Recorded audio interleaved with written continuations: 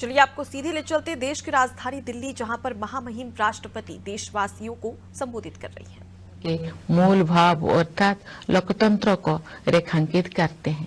भारत की लोकतांत्रिक व्यवस्था लोकतंत्र की पश्चिमी अवधारणा से कहीं अधिक प्राचीन है।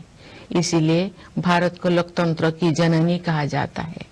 एक लंबे और कठिन संघर्ष के बाद 15 अगस्त 1947 को हमारा देश विदेशी शासन से मुक्त हो गया, लेकिन उस समय भी देश में सुशासन तथा देशवासियों में निहित क्षमताओं और प्रतिभाओं को उन्मुक्त विस्तार देने के लिए उपयुक्त मूलभूत सिद्धांतों और प्रक्रियाओं को स्वरूप प्रदान करने का कार्य चल ही रहा था। संविधान सभा ने सुशासन के सभी पहलुओं पर लगभग 3 वर्षों तक विस्तृत चर्चा की और हमारे राष्ट्र के महान आधारभूत ग्रंथ यानी भारत के संविधान की रचना की। आज के दिन हम सब देशवासी उन दूरदर्शी जननायकों और अधिकारियों का कृतज्ञता पूर्वक स्मरण करते हैं, जिन्होंने हमारा भव्य और प्रेरक संविधान के निर्माण में अमूल्य योगदान दिया था। हमारा देश स्वतंत्रता की शताब्दी की ओर बढ़ते हुए अमृत काल के प्रारंभिक दौर से गुजर रहा है। ये एक युगांतकारी परिवर्तन का कालखंड है। हमें अपने देश को नई ऊंचाइयों तक ले जाने का सुनहरा अवसर मिला है। हमारा लक्ष्यों को प्राप्त करने के लिए प्रत्येक नागरिक का योगदान महत्वपूर्ण होगा। इसके लिए मैं सभी देशवासियों से संविधान में निहित हमारे मूल कर्तव्यों का पालन करने का अनुरोध करूंगी। ये कर्तव्य आजादी के 100 वर्ष पूरी होने तक भारत को एक विकसित राष्ट्र बनाने की दिशा में प्रत्येक नागरिक के आवश्यक दायित्व है। इस संदर्भ में मुझे महात्मा गांधी का स्मरण होता है। बापू ने ठीक ही कहा था, जिसने केवल अधिकारों को चाहा है, ऐसे कोई भी प्रजा उन्नति नहीं कर सकी है। केवल वही प्रजा उन्नति कर सकी है जिसने कर्तव्यों का धार्मिक रूप से पालन किया है। मेरे प्यारे देशवासियों, गणतंत्र दिवस हमारा आधारभूत मूल्यों और सिद्धांतों को स्मरण करने का एक महत्वपूर्ण अवसर है। जब हम उनमें से किसी एक बुनियादी सिद्धांतों पर चिंतन करते हैं, तो स्वाभाविक रूप से अन्य सभी सिद्धांतों पर भी हमारा ध्यान जाता है। संस्कृति, मान्यताओं और परंपराओं की विविधता हमारे लोकतंत्र का अंतर्निहित आयाम है। हमारे विविधता का ये उत्सव समता पर आधारित है, जिसे न्याय द्वारा संरक्षित किया जाता है। ये सब स्वतंत्रता की वातावरण में ही संभव हो पाता है। इन मूल्यों और सिद्धांतों की समग्रता ही हमारी भारतीयता का आधार है। Doctor B.R. अम्बेडकर के प्रबुद्ध मार्गदर्शन में प्रवाहित इन मूलभूत जीवन मूल्यों और सिद्धांतों में रची बसी संविधान की भावधारा ने सभी प्रकार के भेदभाव को समाप्त करने के लिए सामाजिक न्याय के मार्ग पर हमें अडिग बनाए रखा है।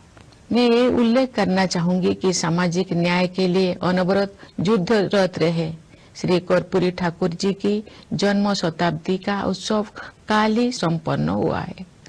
कर्पूरी जी पिछड़े वर्गों के सबसे महान पक्षकारों में से एक थे, जिन्होंने अपना सारा जीवन उनके कल्याण के लिए समर्पित कर दिया था। उनका जीवन एक संदेश था। अपने योगदान से सार्वजनिक जीवन को समृद्ध बनाने के लिए मैं कर्पूरी जी को अपनी श्रद्धांजलि अर्पित करती हूँ। हमारे गणतंत्र के मूल भावना से एकजुट होकर 140 करोड़ से अधिक भारतवासी एक कुटुंब के रूप में रहते हैं।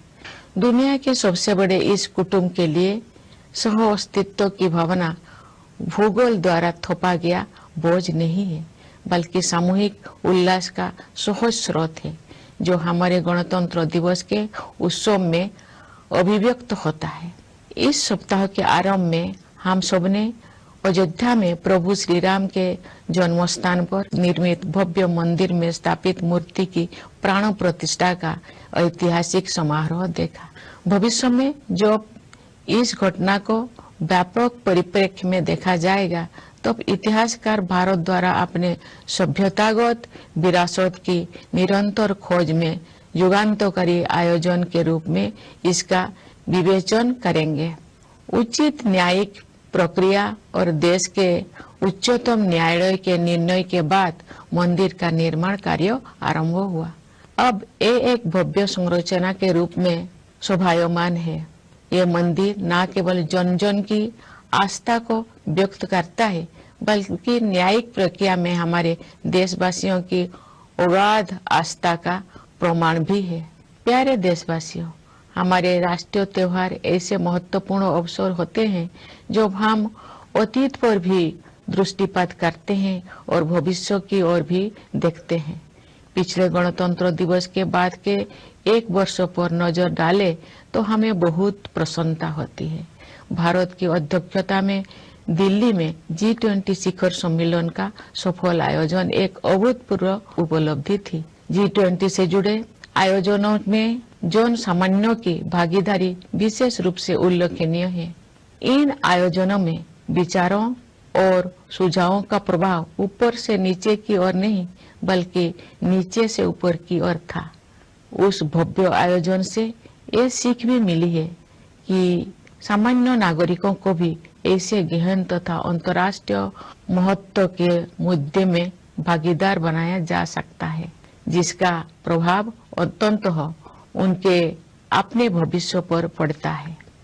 G20 शिखर सम्मेलन के माध्यम से ग्लोबल साउथ की आवाज के रूप में भारत के अभ्युदय को भी बढ़ावा मिला, जिससे अंतर्राष्ट्रीय संवाद की प्रक्रिया में एक आवश्यक तत्व का समावेश हुआ।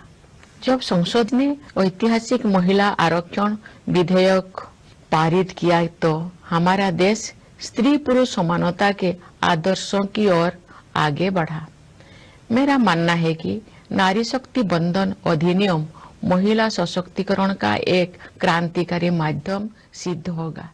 इससे हमारे शासन की प्रक्रियाओं को बेहतर बनाने में भी बहुत सहायता मिलेगी। जब सामूहिक महत्व के मुद्दों पर महिलाओं की भागीदारी बढ़ेगी तो हमारी प्रशासनिक प्राथमिकताओं का जनता की आवश्यकताओं के साथ बेहतर सामंजस्य बनेगा। इसी अवधि में भारत चंद्रमा के दक्षिणी ध्रुव के क्षेत्र पर उतरने वाला पहले देश बना। चंद्रयान-3 के बाद इसरो ने एक सौर मिशन भी शुरू किया। हाल ही में आदित्य L1 के सफलतापूर्वक हेलो ऑर्बिट में स्थापित किया गया है।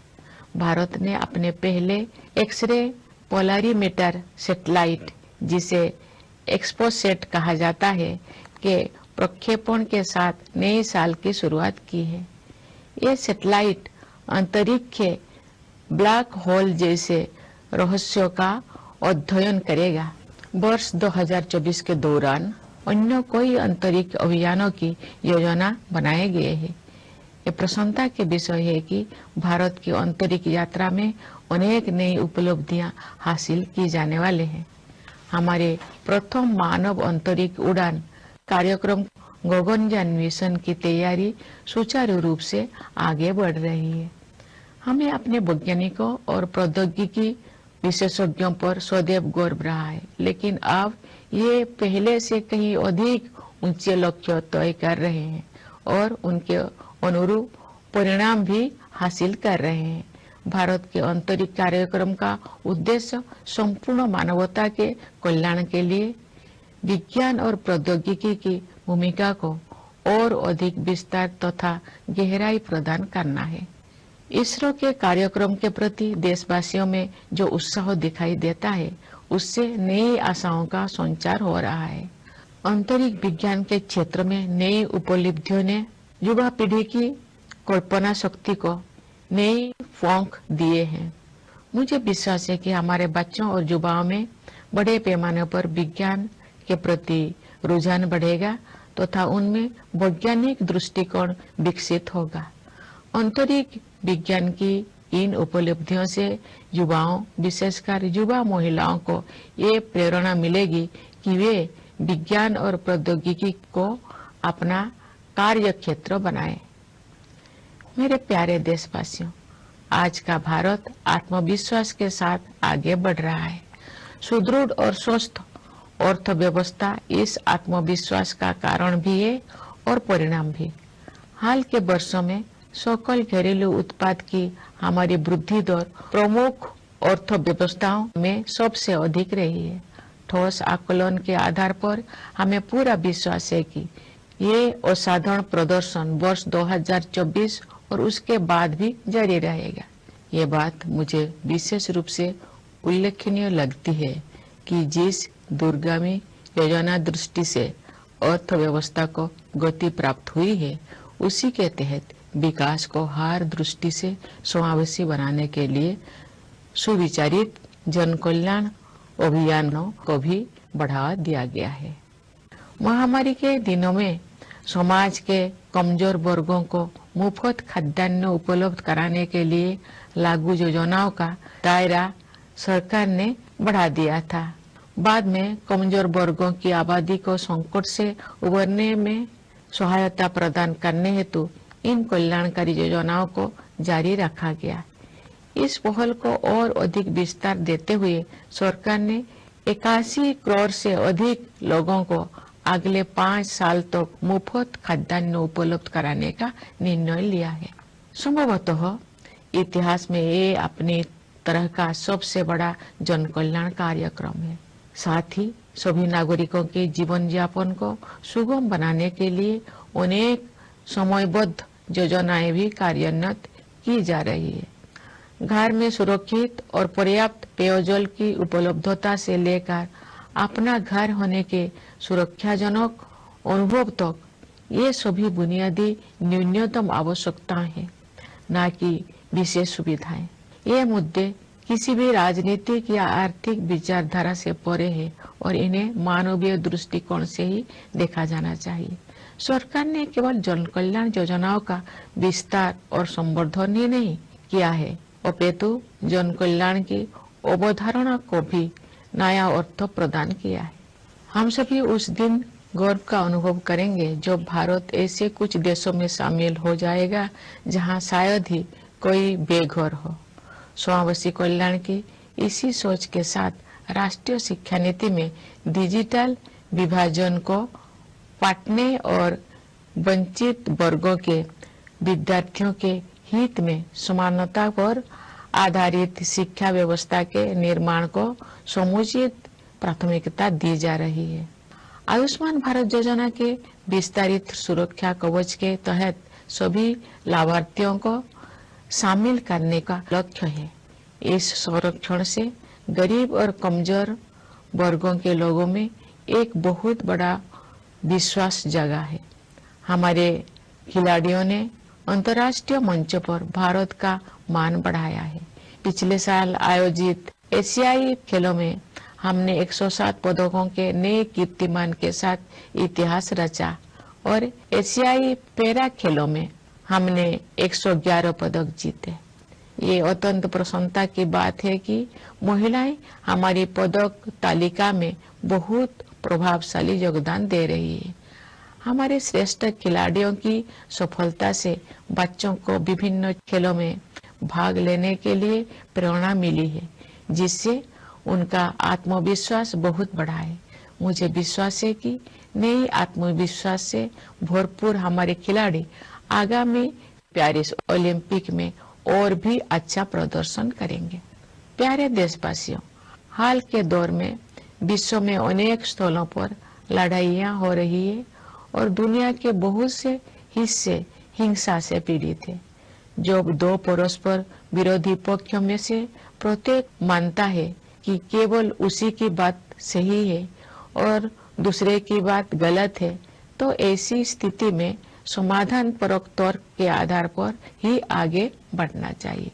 दुर्भाग्य से तर्क के स्थान पर आपसी भय और पूर्वाग्रह ने भावावेश को बढ़ावा दिया है, जिसके कारण अनवरत हिंसा हो रही है।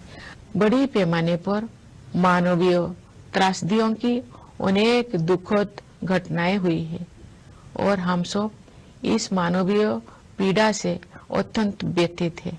ऐसी परिस्थिति में हमें भगवान बुद्ध के सारगर्भित शब्दों का स्मरण होता है।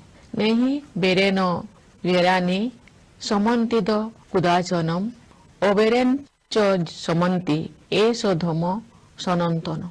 इसका भावार्थ है, यहाँ कभी भी शत्रुता को शत्रुता के माध्यम से शांत नहीं किया जाता है, बल्कि अशत्रुता के माध्यम से शांत किया जाता है। यही शाश्वत नियम है।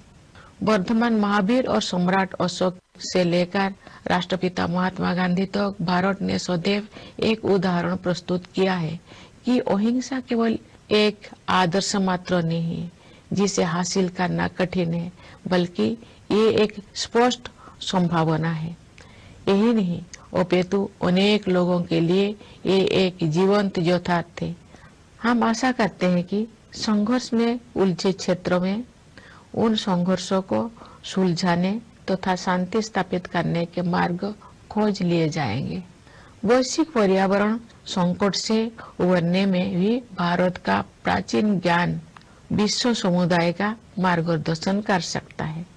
भारत को ऊर्जा के नवीकरणीय स्रोतों को बढ़ावा देने में अग्रणी योगदान देते हुए और ग्लोबल क्लाइमेट एक्शन को नेतृत्व प्रदान करते हुए देखकर मुझे बहुत प्रसन्नता होती है। भारत ने पर्यावरण के प्रति सचेत जीवन शैली अपनाने के लिए लाइव मूवमेंट शुरू किया है। हमारे देश में जलवायु परिवर्तन के मुद्दे का सामना करने में व्यक्तिगत व्यवहार परिवर्तन को